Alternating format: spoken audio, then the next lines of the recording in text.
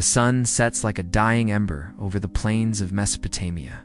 Cloud of dust trails behind the army, not in battle this time, but in return. Horses snort, wheels grind, banners droop under the weight of heat. Babylon, the city of gods and omens, waits ahead, vast, golden, restless. Alexander rides at the front, his armor dulled by months of wear, his eyes bright but distant.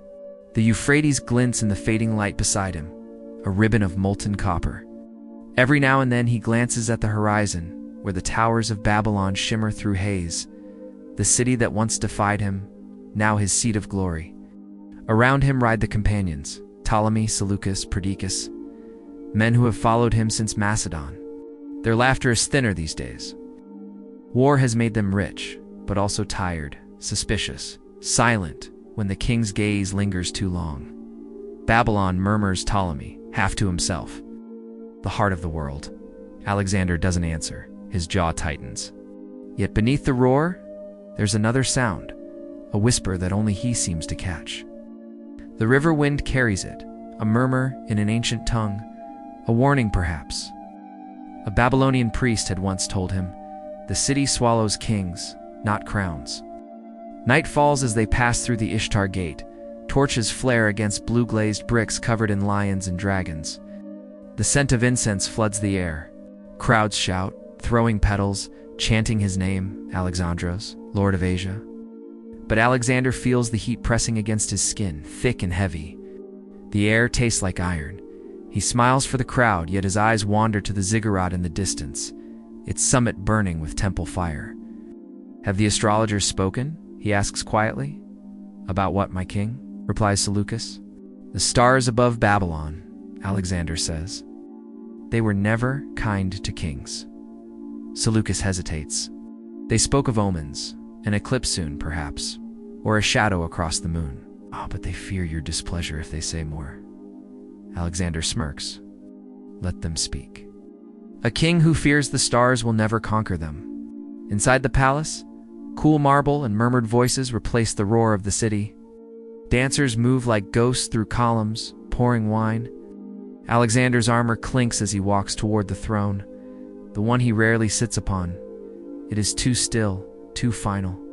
He pauses before it.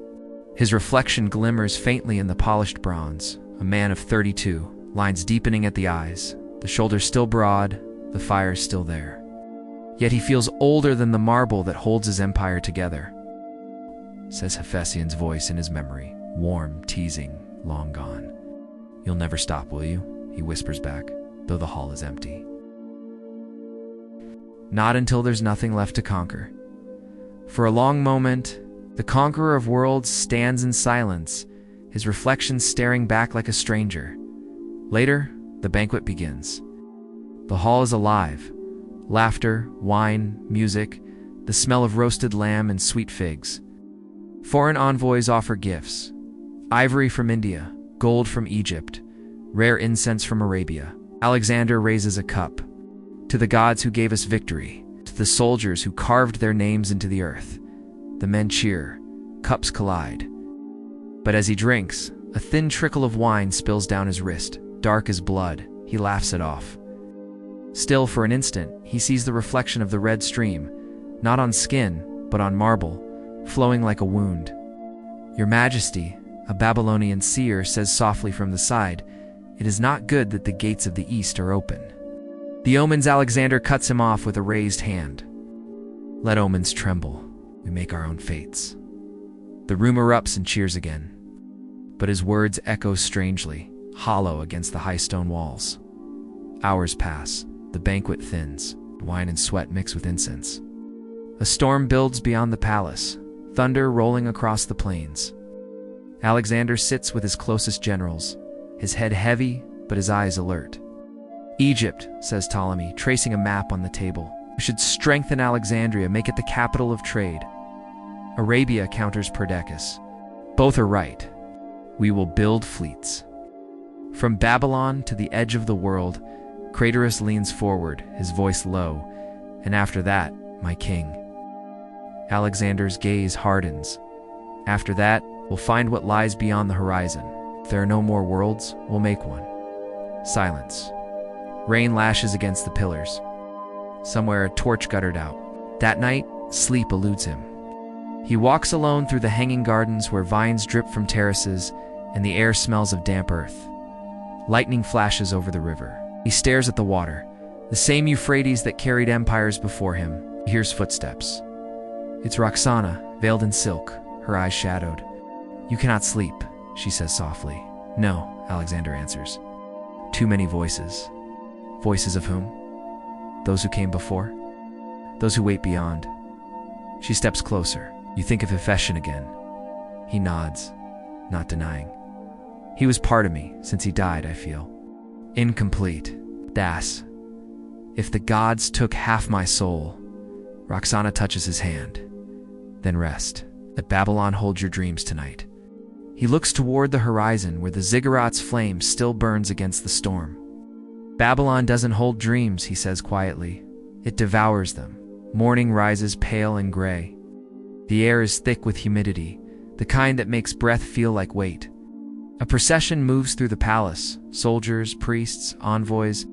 Alexander walks among them, his cloak light, his step steady, but his face unreadable. In the temple of Marduk, incense curls like smoke from a battlefield. He stands before the great statue, golden, faceless, eternal. The priest bows low. "It's mighty king." The priest murmurs, "The gods watch your path." But the omens speak of restlessness, the eclipse. "Enough," Alexander says, though his voice is calm. "I've fought under black suns before." He lays an offering, a bowl of oil, a handful of dust from the Indus. "For the God who holds empires together," he whispers, "may not let mine fall apart." Outside, the city hums. Markets bustle, horses clatter, the smell of spice and sweat fills the air. Yet whispers trail him wherever he goes. Babylonian astrologers mutter that his entry was cursed. Swallow fell dead at his feet at the gate. The river ran slower that day. He hears these things from the servants, and though he laughs them off, something inside him stirs a cold ripple beneath the surface. That evening, he hosts another council. Plans for Arabia fill the table again. Ships to be built, routes to be charted, his generals argue. Voices rise like waves. Alexander listens, but his hand trembles slightly on the cup. "Are you well, my king?" asks Perdiccas, watching him closely. "Only tired," Alexander says. A conqueror grows weary of maps. Ptolemy chuckles. "Then let us rest before the next storm." Alexander sets down the cup. "No," he says softly. "The world doesn't rest. Why should we?" As the meeting ends, he feels a sudden warmth in his chest, a flicker of fever, brief but sharp. He dismisses it, standing tall. Outside, the torches sway in the wind. He looks once more at Babylon's skyline towers, ziggurats, domes, gleaming under the moon. Strange thought crosses his mind. All this, built by hands that are now dust. He wonders if his empire will share the same fate. The thought lingers, then fades like smoke. He turns away and walks into the dim corridor where the shadows of the walls seem to move, following, whispering, waiting. The night deepens. Rain whispers against stone. Somewhere in the dark, a flute plays, slow and mournful. Alexander lies awake again. His body feels heavy, but his mind races. He thinks of the campaigns, the rivers crossed, the cities burned, and he thinks of the faces that followed him, some alive, some buried in foreign dust. He whispers to the ceiling, "Was it worth it?" No voice answers, only the rumble of thunder. He sits up, pressing a hand to his chest. The warmth returns, stronger this time, pulsing beneath his ribs. His breath catches. For the first time, he feels the faint taste of fear, not of war, but of something older, colder, unseen. Outside his window, the ziggurat flame flickers violently, as if about to die. Morning comes again, clear and cruel. He dresses for council, but when he stands, his legs falter. A servant rushes forward. "My king." "I'm fine," he says, forcing steadiness. But his skin is pale, his pulse uneven.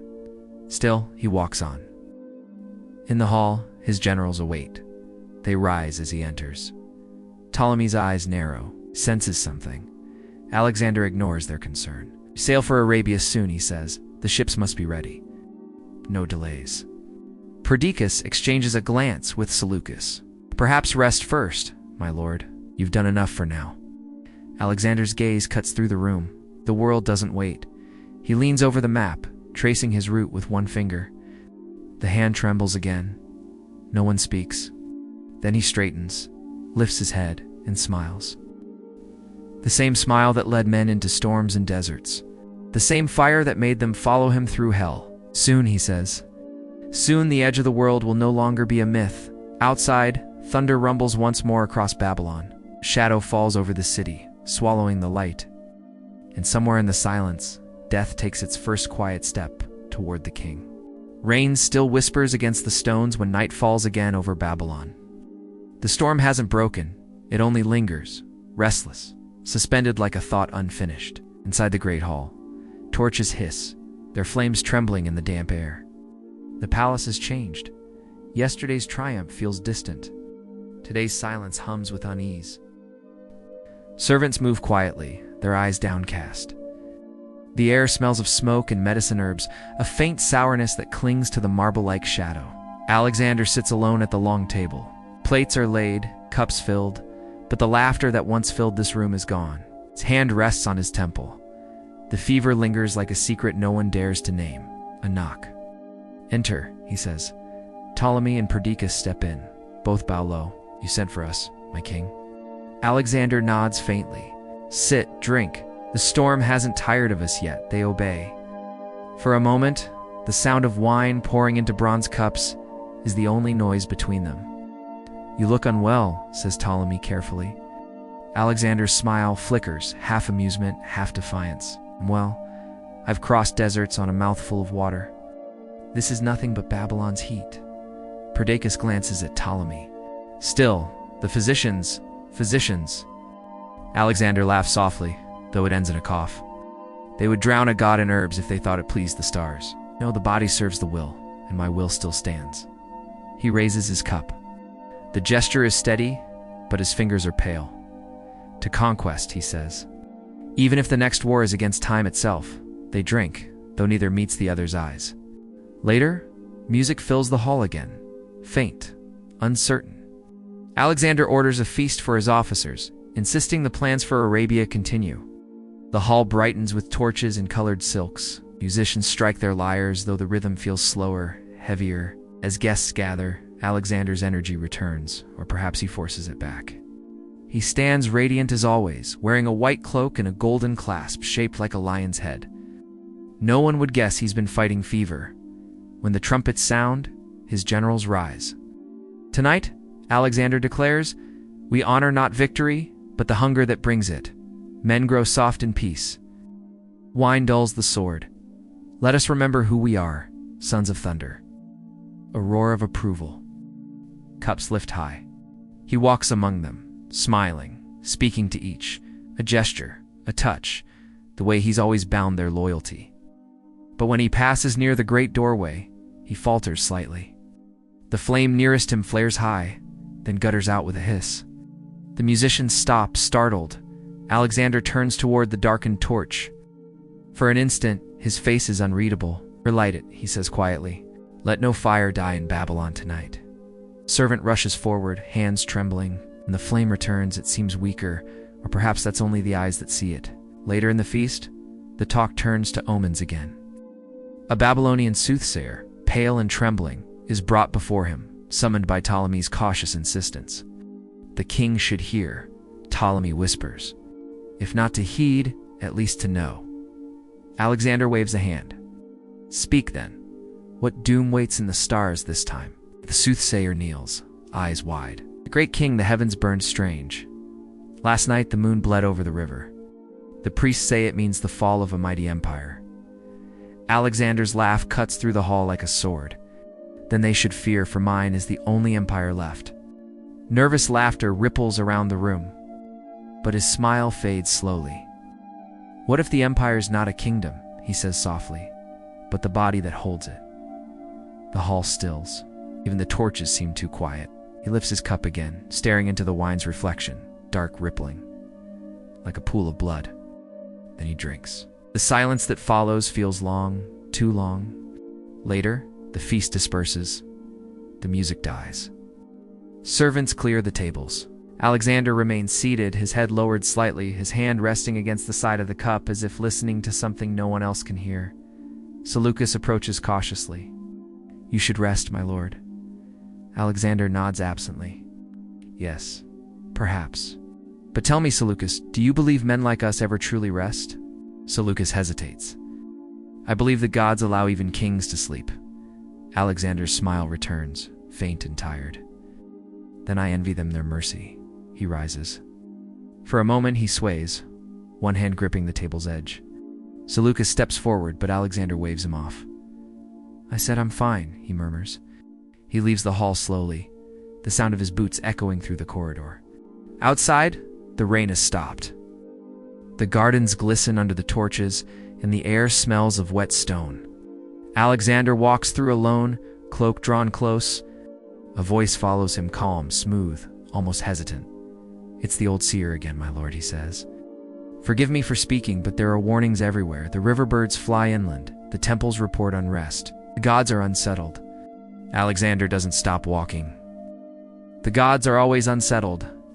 That's how they stay gods. But the sign's enough," Alexander says, stopping now, his voice low. "You think I fear a shadow in the stars? I have seen real shadows in the eyes of dying men and cities burning in my own reflection. Babylon cannot frighten me." The seer bows. "No man escapes what is written." Alexander turns to him, eyes burning even through exhaustion. "Then tell your gods this: if they've written my death, they should prepare for battle." He walks away, leaving the seer kneeling in the rain.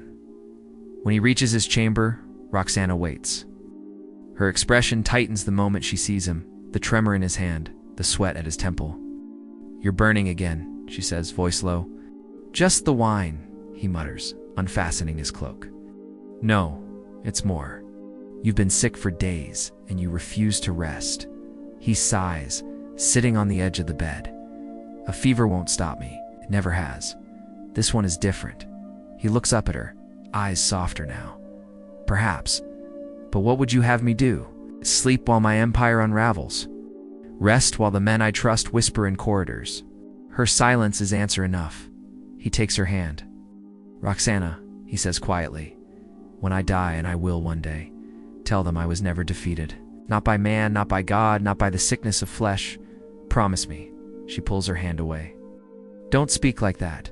He smiles faintly. "Then don't listen." He lies down. Finally, the room spinning faintly around him. The fever deepens. He dreams, or thinks he dreams, of a vast field under a burning sky. He walks through it alone, barefoot, his armor gone. The earth trembles beneath each step. In the distance stands a river, endless, dark, silent. On its far side, a figure waits, tall, familiar, half in shadow. He knows that shape. "Efeshin," he whispers. The figure lifts a hand, beckoning. Sweat clings to him like a second skin. The lamps still burn. The sound of the river is faint in the distance. He sits up, breath ragged. Outside, somewhere in the palace, a lion roars, the one kept in the courtyard since India. The sound echoes through the halls, low and sorrowful. He listens to it fade, then lies back slowly. For the first time, he feels the weight of something he cannot fight. The next morning, the fever spreads. His servants whisper behind doors. Physicians come and go, their faces grave. Alexander insists on meeting his generals again, against all advice. When he enters the hall, the men stand at once. The sight startles them. The king's skin pale, lips dry, his one steady step slightly faltering. Yet his voice is still steel. "Sit," he orders. They obey. "We will not stop. Arabia awaits. The fleets must be finished before the river floods. There will be no delay." Ptolemy opens his mouth to protest, but the look in Alexander's eyes stops him. "The gods favor the bold," Alexander says. "I will not insult them with fear." The room is silent. Then quietly he adds, "Even if the gods themselves are the enemy." He stands there for a long moment, hands gripping the edge of the table, before turning away. His steps echo down the corridor, slower now, heavier. The generals remain still. Ptolemy's voice finally, "He's dying." No one answers. Outside, thunder rolls again over Babylon. though the sky is clear. That night, Alexander returns to his chamber. The torches flicker. He removes his crown and sets it on the table, the metal cold against his trembling fingers. He stares at it for a long while. So this, he whispers, is what the gods envy. Not power, but endurance. He closes his eyes. Outside, the ziggurat flame flares high again, sudden bright, then falters into smoke. The feast has ended. The fire remains. But it burns now in a different way, inward, unseen, consuming slowly the king who once thought himself immortal. Morning drags its light across the city like a slow tide. Babylon wakes uneasy. Drums from the river camps thud faintly. Like temple bells sound out of rhythm, even the doves above the palace seem to circle without landing. Inside the royal courtyard, the fountains run low. The water has gone warm overnight. 2 guards whisper near the pillars. One says the king has not spoken since dawn. The other swears he heard him shouting in a language no one knows. Behind the half-drawn curtains of his chamber, Alexander lies half-reclined on a couch of cedar and linen. Sweat beads his brow. His breathing is shallow, the rhythm unsteady, not yet death, but close enough that even the air listens. He stirs when Ptolemy enters. Already plotting? Alexander rasps, voice rough, but alive. Ptolemy drops to one knee. Never, my king. Only worried. Worry, Alexander says. Forcing a faint smile, is a luxury I left in Macedon. He tries to sit up. The motion sparks pain through his ribs. Ptolemy moves to help, but Alexander waves him away. If I can hold an empire, I can hold my own weight. Outside, thunder rolls again, though the sky through the window is cloudless. Hours pass. The physicians swarm like flies around a lion. They lay cool cloths, mutter prayers, mix herbs that smell of smoke and iron. The fever does not bend. Seleucus stands at the door, watching. It's the gods, one physician whispers to him. No ailment of flesh. His body burns because the divine refuses to share it. Seleucus frowns. Then the gods should learn mercy. From the bed, Alexander opens one eye. They won't, he says hoarsely. They envy what they made. The room stills. The physicians bow low and retreat. By midday, the heat inside the chamber feels heavier than any desert. Shutters are thrown wide, but no wind comes. Alexander lies half in shade, half in light, his chest rising like the slow swell of the river. He mutters names half audible, half dream, Hephaestion, Asia, Father, River of Fire. Roxana enters quietly. The sight of him stops her, the skin flushed, lips dry, eyes shining with fever's unnatural brightness. She kneels, touches his hand. It's me, she whispers. He turns his head, barely focusing. You shouldn't see me like this. I've seen you in blood before.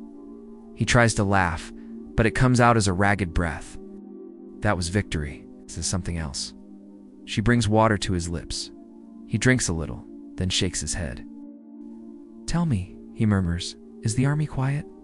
They wait. They ask for you. He closes his eyes. Good. Let them wait. A king's silence is still a command. At dusk, the generals gather in the outer hall. The air hums with contained panic. Ptolemy speaks first. Cannot lead another campaign. Perdiccas answers sharply. You mean you would lead it? Better that than to watch him die in bed? Seleucus slams a hand on the table. Lower your voices. He's still alive? Alive? Ptolemy snaps. Look at him. The fever eats him hour by hour. If he dies without naming a successor, the argument builds like thunder. Outside the chamber, the servants pretend not to hear, though fear ripples through every corridor. Babylon smells of sweat and tension. Inside, Alexander hears fragments through the door. He smiles faintly, eyes half closed. They're rehearsing my funeral already, he murmurs. Roxana bows her head. Rest. He shakes his head slowly. No, listen, when they speak like that, it means the empire is still alive. They wouldn't fight for ashes. His gaze drifts to the window. The sky is red, evening descending like a slow falling curtain. Night again, fever dreams. He walks through a field of spears, each one burning at the tip. He hears hoofbeats, the rhythm of campaigns, the thunder of victory. 1,000 faces look toward him, Men who followed him to the edge of the world, now motionless, eyes empty. He tries to speak, but no voice comes. He looks down and sees blood on his hands, though he feels no wound. The blood glows faintly, as if lit from within, and Hephaestion stands before him, calm, younger than memory. "Still fighting?" the ghost asks. "Always," Alexander answers. Even now, Alexander looks toward the horizon. There's no light there, only a river that glows black, until there's nothing left. Hephaestion smiles sadly. "Then rest, my friend. You've crossed every border but one." Alexander reaches out and wakes with a shout. The servants rush in. Roxana follows, her hair unbound. He dreams again. He shouts names. One whispers and gives orders to shadows. Roxana kneels by him. "It's me," she says again. He stares at her for a long moment, then the recognition returns. "Still here? Always?" He exhales. "Then I'm not in Hades yet." The next day, the fever breaks only to rise again, crueler. He can no longer stand. The physicians press their hands to his chest, to his throat. One mutters that his strength alone keeps him alive. Another warns the others not to speak that aloud. Strength is pride, and pride offends the gods. By afternoon, he demands to see the army. Why Ptolemy refuses at first, but Alexander's glare still carries command. They lift him onto a litter, carry him through the hall. The soldiers part as he passes, thousands of faces, silent, terrified. He raises one trembling hand. The motion alone is enough. They roar his name until the air shakes. He smiles, weak but true. "See," he whispers to Ptolemy, "still alive enough to be feared." Then the strength leaves him again, and his head falls back. That night, the palace feels like a siege. Every corridor glows with torchlight. The physicians whisper of divine illness, of curses, of poison. Rumors crawl through Babylon faster than wind that the king was struck by the gods, that he was betrayed at the feast, that no mortal could survive so fierce a fire within. In his chamber, Alexander lies with eyes open, staring at the ceiling beams.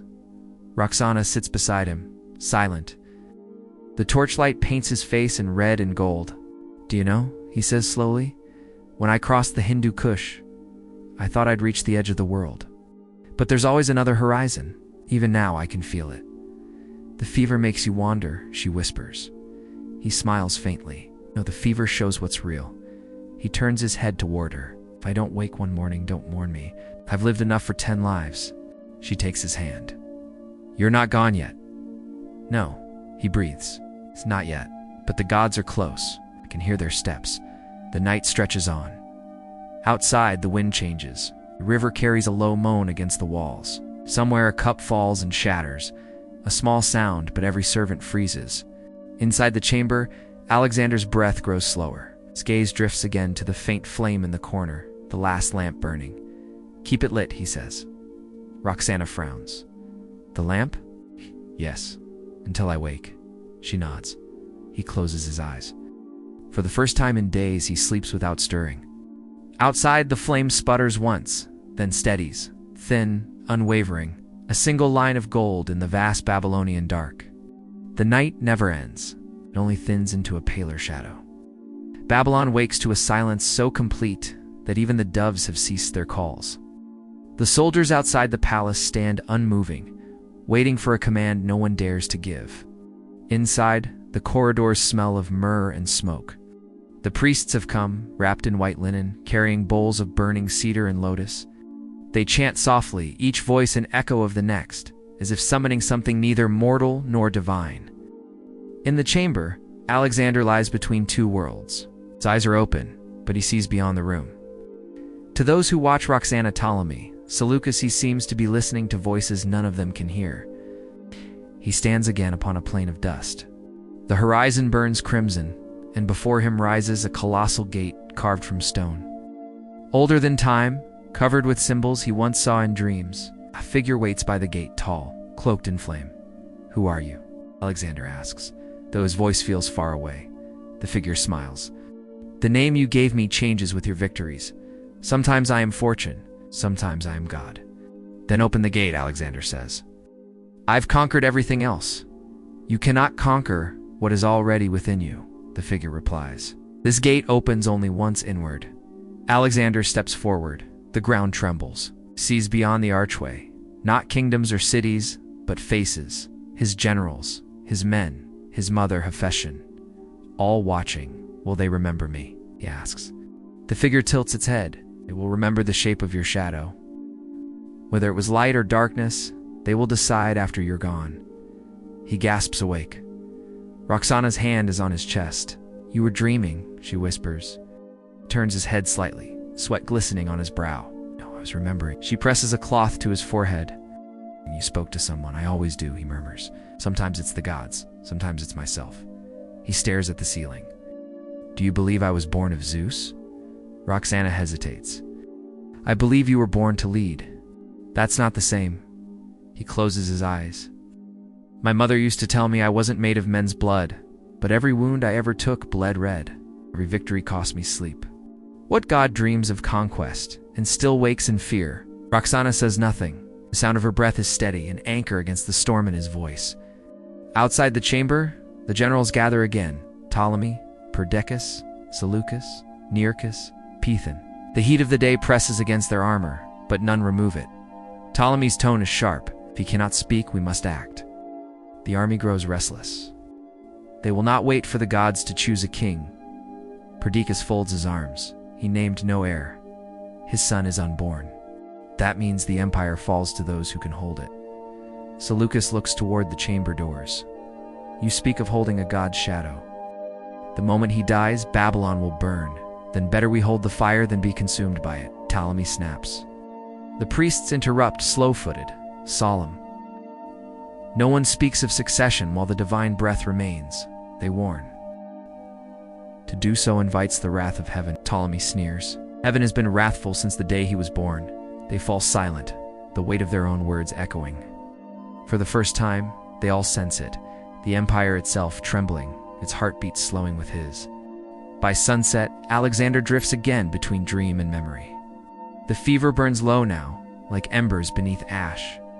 But it is the silence, not the heat, that frightens the attendants. He speaks softly, almost to himself. Do you know why I stopped at the ocean, Ptolemy? Ptolemy leans closer. Because there was nothing left to conquer. Alexander's lips curve. Because the sea reminded me of what I could never rule, the depths. He turns his head slowly, eyes focusing on Roxana. Every empire ends there, in the deep. No crown can breathe underwater. Roxana takes his hand. Rest. The empire can wait. He shakes his head faintly. Empires never wait. They devour the living and the dead alike. A long silence follows. The torches flicker, shadows shifting across the walls like ghosts of soldiers. Close to midnight, a priest enters, old eyes like sand-polished stone. He kneels beside the bed and murmurs an ancient prayer in Akkadian, words that once echoed through the temples of Marduk. Alexander listens, faintly smiling. He prays to the wrong god. The priest looks up, startled. Alexander's voice softens. The gods of Babylon are tired. Let them rest. The new world will need new ones. He gestures weakly toward the lamp. Tell them to keep it burning. The flame is all that remains of me. The priest bows his head, too afraid to answer. Outside, thunder rumbles without lightning. The soldiers at the gates fall to their knees, uncertain why. A wind passes through the palm trees, bending them eastward, toward the rising lands he once claimed as his own. Inside, the generals wait for a sound from the chamber, any sign of life or command. Hours pass. The torches die down. The city of Babylon holds its breath. Roxana sits motionless, her hand still in his. He opens his eyes one last time. Roxana, he whispers. When they ask who should rule after me, she leans close. Yes.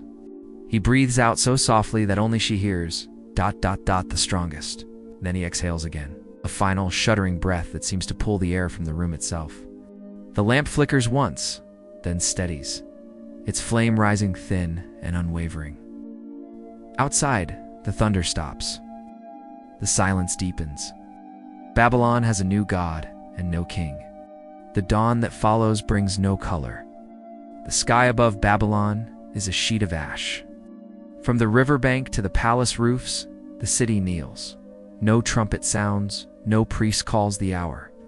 Only the slow toll of bronze from the temple of Marduk marks that something greater than a man has ended. Inside the palace, the air has thickened with the scent of oil and salt. The body lies on a slab of black stone, washed and wrapped, yet still radiant beneath the linen. His face has not changed. The fever's fury is gone, replaced by a calm so unnatural that even the flies do not come near. Roxana sits beside him, her veil damp with tears she does not allow to fall. Every few minutes she reaches forward, almost touching his hand, then stops, as if to do so might wake him and undo the stillness she cannot bear to break. In the next hall the council gathers, torches hiss, sweat gleams on bronze armor.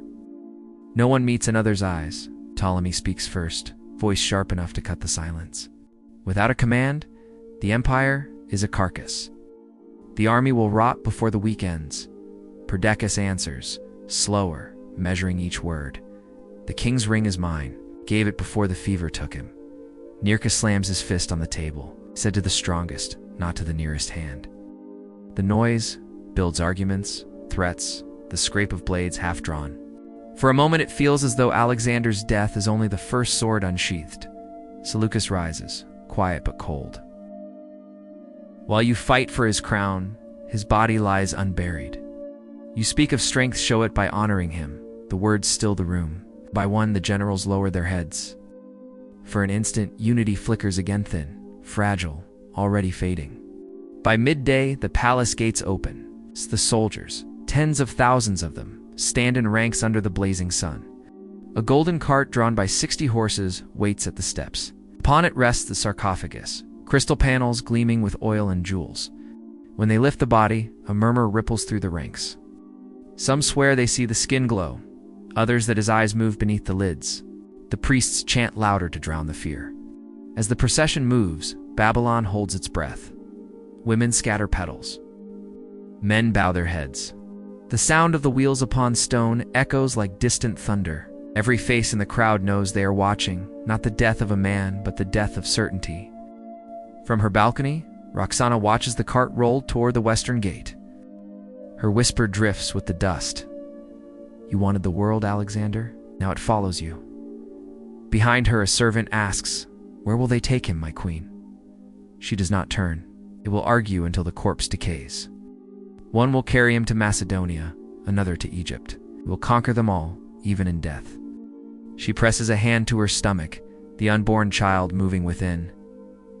You will never meet your father, she says softly, but his shadow will raise you. At the river, veterans stand shoulder to shoulder. Crusted with sweat and dust, they watch the procession pass. One, a grizzled Macedonian, murmurs, I followed him from Issus to the edge of the earth. I thought I'd die before he did. Another spits into the sand. Maybe we all did. A third replies, he's not dead. Men like him don't die. They wait. The first soldier frowns. For what? For us to forget. The cart rolls on. Their words vanish under the hum of mourning. That night, the generals meet again. Maps cover the table like wounds lines redrawn, provinces renamed. Voices rise, Egypt for Ptolemy, Asia for Seleucus, the heartland for Antipater. Each slice of parchment bleeds a little more of Alexander's dream. No one notices the lamp guttering until the last flame dies. Darkness swallows the hall. For a heartbeat, they all imagine his presence again, watching, silent, disappointed. When light returns, no one speaks of unity again. Weeks later, caravans leave Babylon carrying rumors instead of goods. Some say Alexander did not die, but vanished into the desert to speak with the gods. Others claim serpents carried his body to the heavens. In the streets, storytellers begin each tale the same way. I saw him with my own eyes. Each listener reshapes the story, polishing it until the truth is no longer needed. By the time the tales reach the Aegean, Alexander is already immortal. In a quiet chamber at dawn, a young scribe closes his scroll. He dips the reed once more and writes the final line. He conquered the world, but not himself. He blows gently on the ink, folds the parchment, and places it beneath a clay seal bearing the mark of a lion. Outside, the first light touches the Euphrates. The river glitters, moving on indifferent, eternal. Years will pass, Empires will rise, fall, and name themselves after him. Scholars will argue where he died. Lovers will whisper his name like a spell. Kings will measure their worth against his ghost. But here in this hour, there is only stillness. A single lamp flickers in the dark, the same flame that once burned beside his bed. It wavers, then steadies, its glow reflected in the polished gold of the empty throne. The throne waits, but no one sits. The morning after Alexander's death is not bright. Babylon is cloaked in haze, the dust of the river mingled with the smoke of hearths and torches left burning. The streets are silent, but the stillness is deceptive. The city hums with whispers that carry faster than the wind. The king is dead and the world knows it. Inside the palace, the generals gather again. Ptolemy stands near the wall, armor creaking, eyes narrowed. Perdiccas paces the floor like a lion in a cage. Seleucus leans against a pillar, face unreadable, fingers tracing the hilt of his sword. Nearchus and Pethan exchange glances that speak volumes without words. The air is thick with unspoken ambition. Ptolemy speaks first. Babylon is ours to govern now, or at least the remnants of what he left behind. Perdiccas stops pacing, his eyes sharp. Remnants? No. The empire is whole if we keep the loyalty of the army. If we fracture it, all dies. Not just kingdoms, but the memory of him. Memory? Nearchus scoffs. Memory won't feed armies. Gold will, land will, and power will. Let us not be sentimental. Ptolemy steps closer, voice low but firm. Do not mistake loyalty for love. They followed Alexander because they feared and revered him. Without him, fear dies first. A long pause. Each man feels it. The absence of the king is a physical weight pressing against the walls. Babylon itself seems to shiver. Seleucus finally speaks. Then we act. Tonight. Or the empire dissolves before our eyes. Perdiccas tilts his head, considering. And what of Roxana? She holds the boy, Ptolemy says. And with him, legitimacy. Though little enough of it, she is a symbol, nothing more. The generals exchange uneasy glances. Even in death, Alexander's presence lingers in every chamber, every corridor, every polished stone of the palace. The man may be gone, but the weight of his will presses on them all.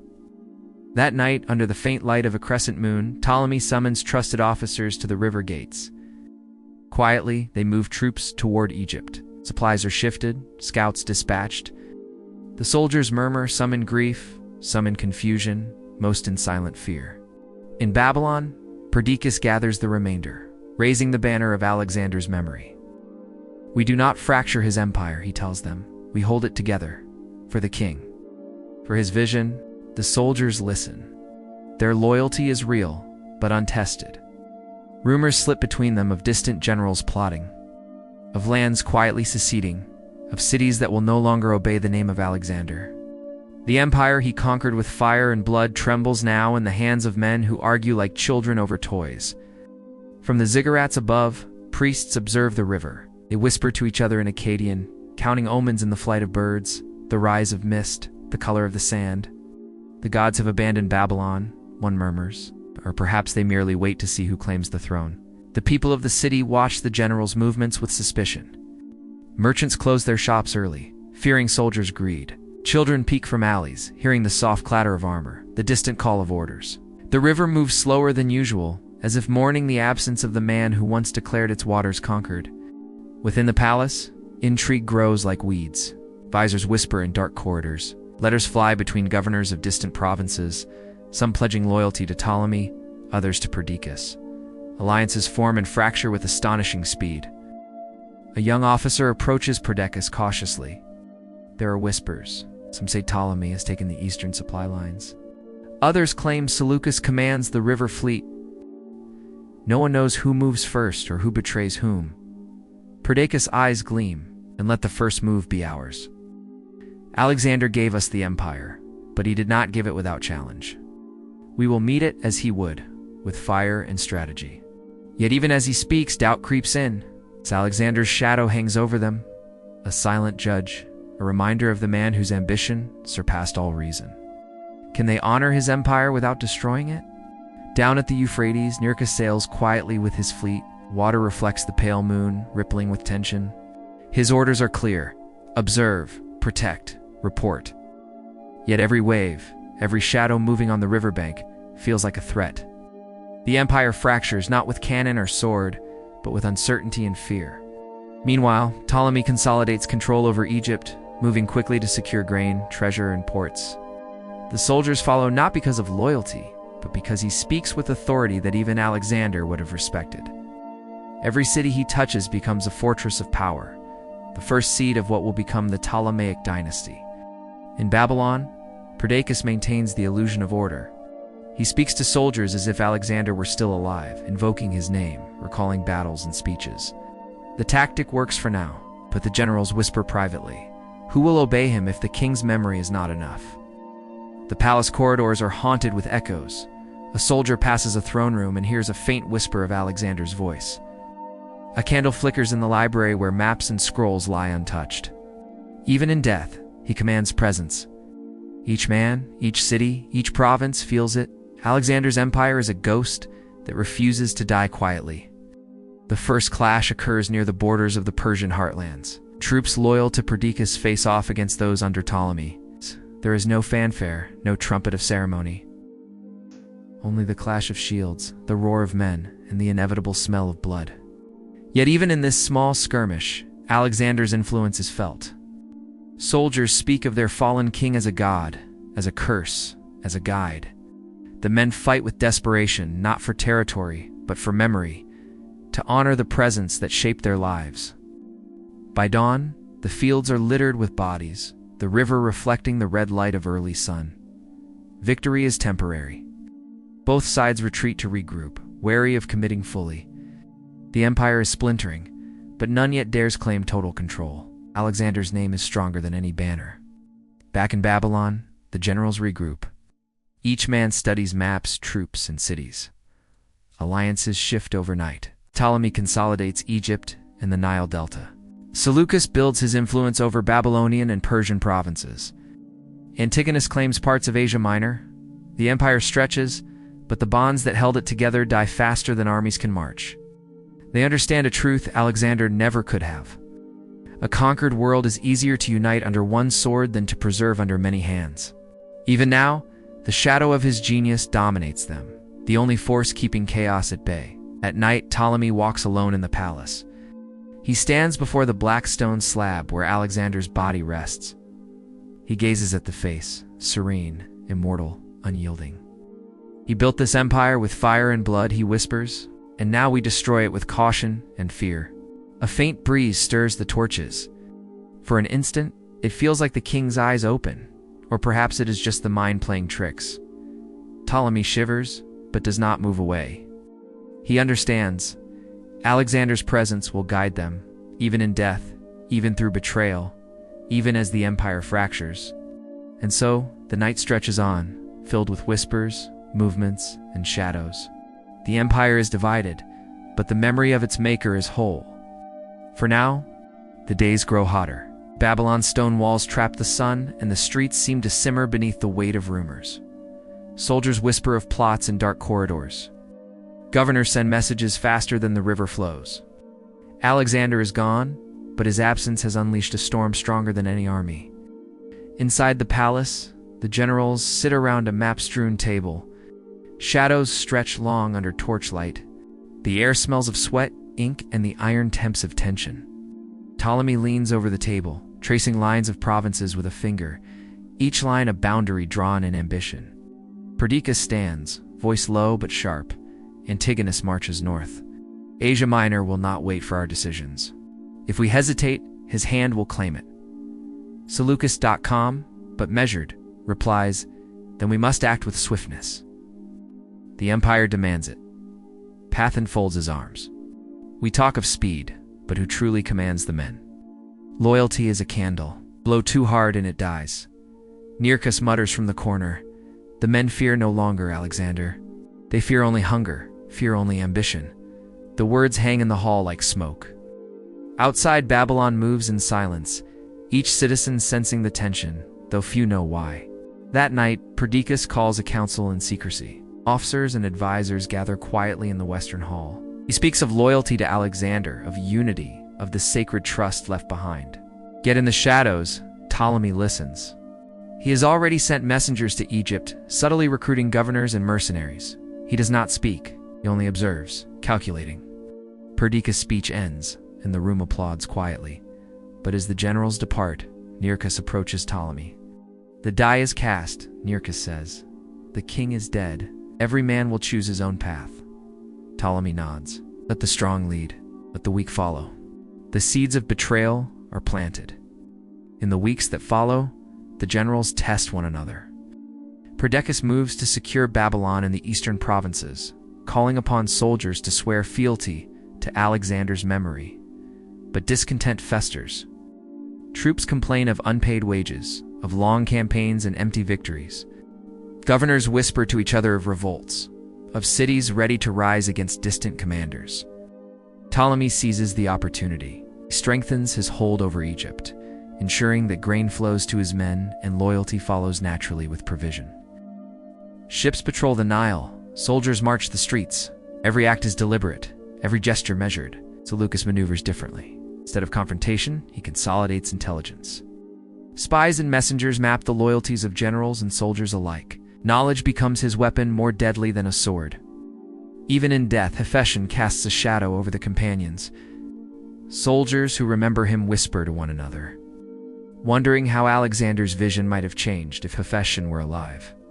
Perdiccas tries to invoke that memory to unify the army with tales of camaraderie, of shared glory. But the charm fades. Soldiers argue, factions form, and loyalty splinters like fragile pottery. Without him, one veteran murmurs, "We are all hunters chasing ghosts." Perdiccas overhears, but cannot correct them. He knows the truth. Alexander is dead. Hephaestion is dead. And nothing holds them together except fear, a brittle, fleeting thing. Conflicts erupt not only among the armies, but among the generals themselves. Ptolemy consolidates power in Egypt. He negotiates with foreign kings, offering gold and protection. His soldiers trust him not because they love him, but because he provides certainty in a world without Alexander. Perdiccas, desperate, marches toward the Nile, intent on bringing Ptolemy under his control. His men are loyal, but fear undercuts courage. Desertions begin quietly, one by one, until he realizes that strategy alone cannot enforce obedience. Seleucus waits, letting the chaos swirl. His moment comes when Perdiccas' army falters. Then he intervenes, positioning himself as savior to those left unclaimed by loyalty. Antigonus and Pethan strike elsewhere, carving territories from the unstable heartlands of the empire. Each battle is not fought to honor Alexander, but to secure survival, dominion, and legacy. Rumors of plots multiply. Perdiccas survives an ambush, though several of his trusted lieutenants fall. The palace corridors run with whispered warnings. They strike at dawn, trust no one. Alexander watches still, but not for you. Even among the generals, suspicion becomes currency. Letters are intercepted, promises broken, alliances betrayed. The empire fractures faster than any sword can slice. The soldiers grow weary. The names of kings fade into a litany of generals. The name Alexander still commands awe, but only in memory. In action, it no longer binds. At night, in the palace, Ptolemy stands alone before Alexander's sarcophagus. The flame flickers in the dark. He conquered the world, Ptolemy murmurs, and now we carve it up in his absence. May he forgive us, or may he haunt us? The silence is nearly perfect. Outside, a lone owl calls, and the walls of Babylon seem to lean closer. For a moment, he imagines Alexander rising from the stone slab, eyes burning. Then he exhales, steels himself, and walks away. He knows power belongs to the living, and Alexander is dead. By the end of the year, Babylon itself is quiet. But the empire stretches in fractured veins. Egypt under Ptolemy, secure and wealthy, the Nile's grain sustaining him. The heartlands of Persia under Seleucus, controlled through cunning, spies, and local governors. Asia Minor under Antigonus, bristling with independent ambition. Babylon and the eastern provinces under Perdiccas, fragile and tense. The empire Alexander built is no longer united. Its pulse is uneven, its lifeblood measured in fear and calculation, not glory. Even the memory of him cannot restore cohesion. Generals fight, cities shift allegiances, soldiers march under new banners, yet everywhere, in whispers and songs, his name persists, a ghost that binds and terrifies in equal measure. In the empty halls of Babylon, the torches flicker. The empire's pulse slows, but a single thought endures. Alexander's shadow is long, and no betrayal can erase it. Generals may carve kingdoms, armies may shift, but the man who dared to challenge the gods will remain. Even in death, he commands the world more than any living king can. Outside, the river flows undisturbed. The ziggurats rise like silent sentinels. And the empire, though fractured, trembles at the memory of the king who once ruled everything. The river flows as it always has, indifferent to empires, generals, or kings. Babylon stands silent, its walls echoing with memory rather than life. Yet beyond the stones, beyond the dust of deserts and mountains, the story of Alexander begins to travel faster than any army, faster than any decree. Merchants carry tales along the Silk Road. Sailors whisper of the man who rode eastward into the sun and conquered lands no one else dared to see. In marketplaces from Susa to Sardis, storytellers spin legends of battles, of cities razed and rebuilt, of kings humbled before him. Every tale grows larger than the man himself. Soldiers exaggerate his courage, poets embellish his speeches, scribes record deeds with an eye for eternity rather than accuracy. The empire may be fractured, but the legend is indivisible. In Egypt, Ptolemy commissions statues of the dead king. His face is immortalized in gold and marble, every curve idealized, every gaze commanding. The people see a god, not a man, and in that perception, the authority of the Ptolemaic dynasty roots itself firmly in the memory of Alexander. In Babylon, Seleucus preserves scrolls and chronicles. Scholars gather to recount campaigns, to debate strategies, to argue over victories and failures. Each word, each inkstroke, strengthens the myth, even as the generals quarrel over the lands themselves. Farther west in the Greek city-states, philosophers and poets debate endlessly. Was he a tyrant, a hero, or something in between? Every generation argues anew, keeping his memory alive. Caravans cross deserts, carrying tales of the man who stood before the Persian king and bowed to no one. Sailors recount his army crossing mountains, rivers, and oceans, the impossible made real by narrative. The more extraordinary the tale, the more it survives, growing like a fire, consuming doubt, spreading awe. Children hear these stories and dream of conquest. Generals recall him and measure their own ambition against it. Kings envy him, historians revere him, poets immortalize him. Even his enemies cannot erase him. Fear preserves his legend as carefully as any monument. Centuries pass. His empire, though divided, leaves traces everywhere. Cities founded bearing his name. Coins stamped with his image. Armies that mimic his strategies. Alexander becomes more than flesh and blood. He becomes a symbol, a prism through which power, courage, and ambition are measured. Even in lands he never touched directly, his shadow falls. Eastern kings study his campaigns. Roman generals study his tactics. Scholars translate his speeches, even if secondhand. The man who died in Babylon is reborn in the mind of every soldier and every dreamer. Stories blend truth and myth. Some claim he drank from the river Styx, made immortal by gods. Others whisper he rides the night sky, watching over empires as they rise and fall. The line between man and God blurs until it no longer matters which is real, only that he exists as an ideal. Roxana's child grows in a world already shaped by the memory of his father. The boy's every step is guided by whispers of Alexander's deeds, the empire's fractured lands, and the reverence of people who never knew him but who bowed before his story. Every century writes its own version. A Roman historian admires his discipline. A Persian scribe despises his conquest. Yet all acknowledge the same fact. Alexander walked where others feared, changed what could not be changed, and challenged the world itself. Even monuments decay, empires crumble, and cities vanish. Yet the stories persist, insistent, immortal. His life becomes a template for ambition, courage, and the peril of overreach. His death is distant, but the echo of it shapes every corner of history. Across the lands once ruled by his generals, statues are erected, coins minted, and temples renamed. But his true monument is less tangible. It is the inspiration in every heart that dares to push beyond limits, to dream beyond borders, to reach for more than what seems possible. The Euphrates flows still, carrying his memory downstream. The mountains he crossed stand tall, silent witnesses. The deserts he rode through stretch endlessly, remembering the thundering hooves of a man who demanded the world. Generals rise and fall, dynasties decay, cities are razed, yet the story of Alexander endures. He becomes a mirror, a reflection of ambition, genius, and mortality. In Babylon, long after the palace stones crumble and the torches are cold, one lamp flickers in memory. A historian lights it each year, honoring the king who conquered the world, yet could not conquer death. Travelers from distant lands see it and hear the whispers. He walked among men and gods. He dared everything.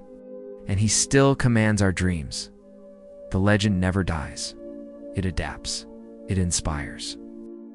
Alexander is gone. The man is dust. The conqueror, the vision, the fire, the audacity is eternal. The sun rises over distant lands Alexander never lived to see. Mountains, deserts, rivers, all bear witness to the echo of his footsteps. Though the man is long gone, his name rides every wind, flows in every river, and lingers in the stone of cities he founded. From Macedonia to India, Egypt to Persia, the story spreads. Soldiers tell it to their sons, merchants recount it to travelers, poets weave it into songs. Every tongue reshapes it. Every generation adds color, shadow, and grandeur. The man who once walked among mortals becomes larger than any single life. Alexandria rises by the sea, a city of marble, columns, and bustling markets. Its streets pulse with commerce and conversation. Sailors point to the harbor and whisper, "He founded this, dreamed of it." In Babylon, temples crumble, but scholars preserve scrolls. Libraries are built in his honor.